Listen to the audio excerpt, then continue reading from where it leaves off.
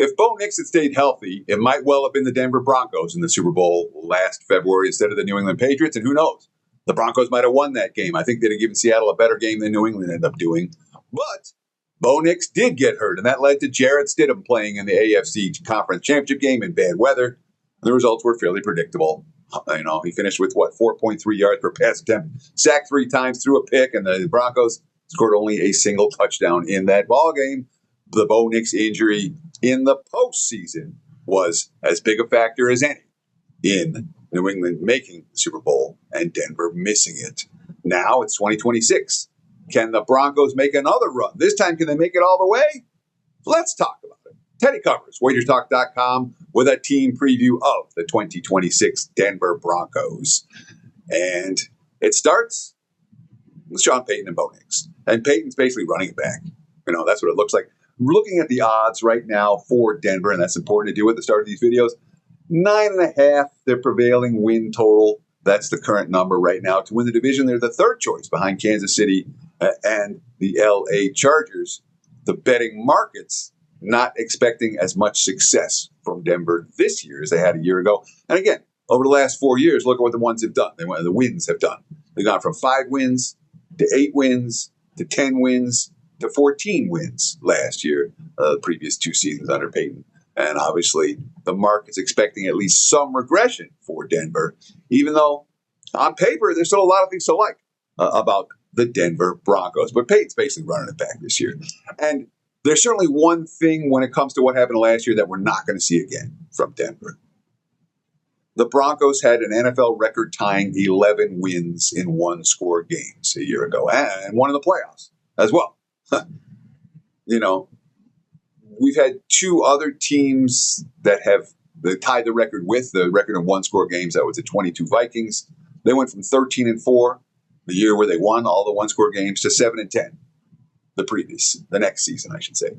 The 2024 Chiefs also had 11 wins in one-score games. They went from 15-2 in 2024 to 6-11 in 2025. So we're seeing 6 and 9 win drop-offs from the 2 teams that had the record-tying 11 wins in one-score games in previous instances. So history says we're supposed to expect regression from the Denver Broncos because they had an unsustainable level of success in close games last year. You don't win every one-score game year in, year out. It just doesn't happen. It doesn't matter how good you are. Denver did make nothing but win-now moves this offseason. They're not playing for the future. They're playing for right now. Sean Payton's not a young coach. And when you're trading a first and a third rounder for Jalen Waddle, Waddle's an impact player. Waddle can win a game for you this year. Waddle can make plays for you next year.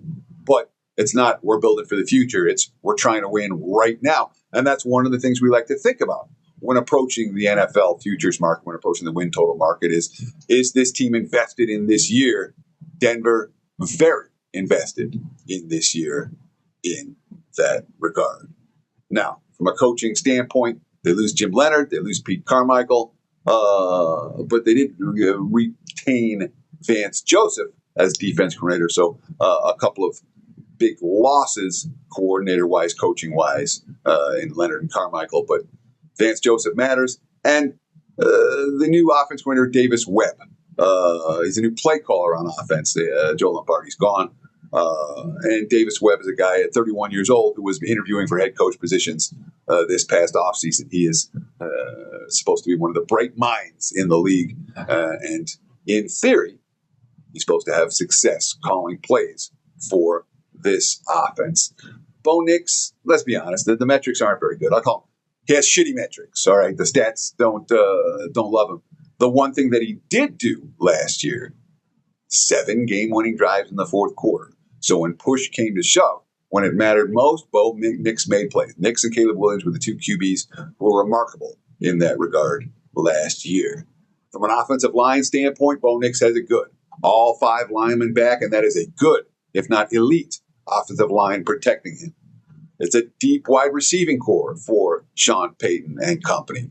This team on the outside of the football, in this bettor's opinion, they're Super Bowl ready for what it's worth.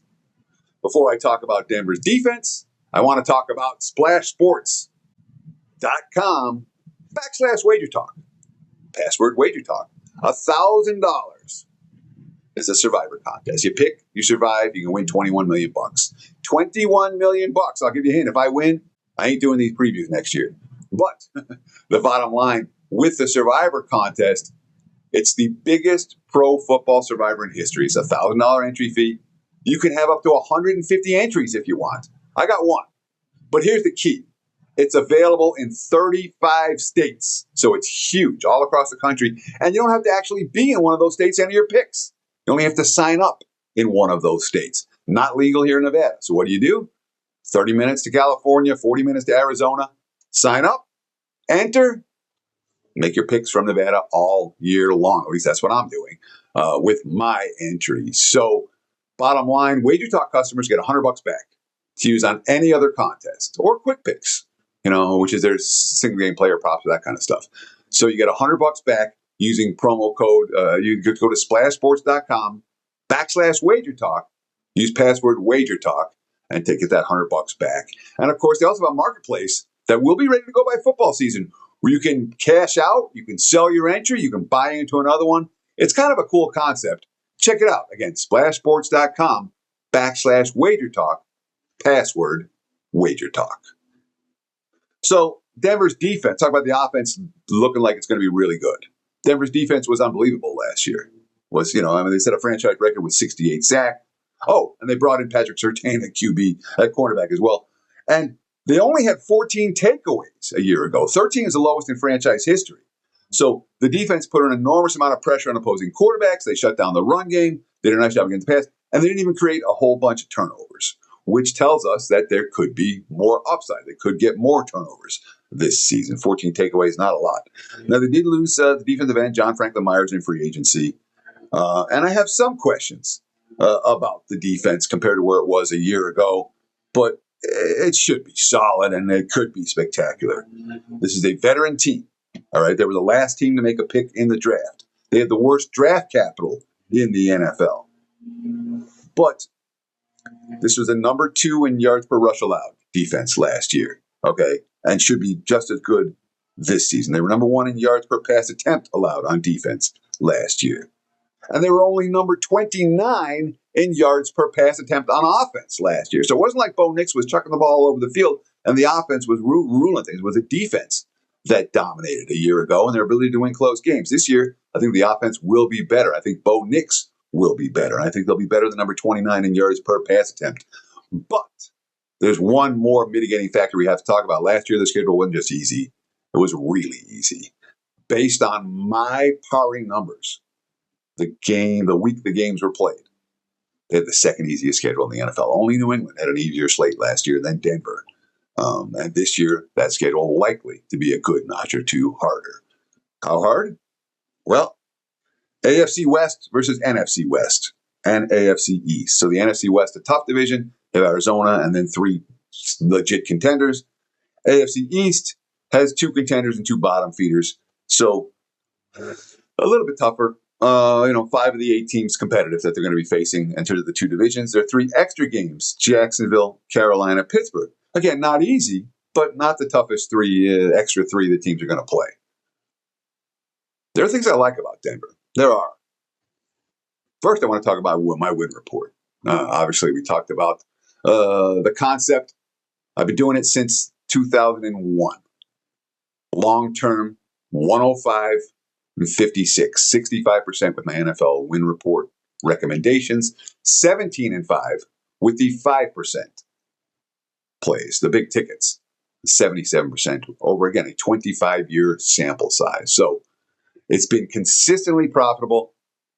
This year, if you would like to get on board, don't buy my win report. The full season package for NFL is $5.99. That's going to get you the win report. It's going to get you all the preseason, all the regular season, all the postseason, right through the Super Bowl, props, sides, totals, everything. Take $50 off.